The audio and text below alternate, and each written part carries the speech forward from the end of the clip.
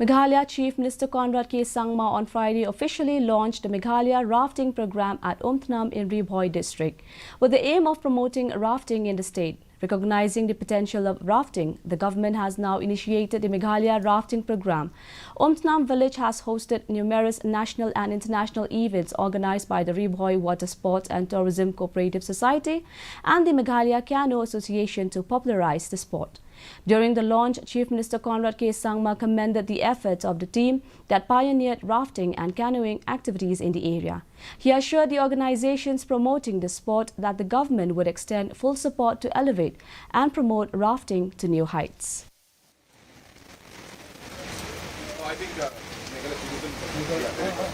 At this point in time, I must recognize the efforts that have been made by Ian Vincent and by Sheila and all the other team members who have faced all different kind of challenges and yet continue to do what they are doing. As a government, we believe that people who have passion in them to do something that they are very much passionate about and believe in, and they put their heart and soul into it.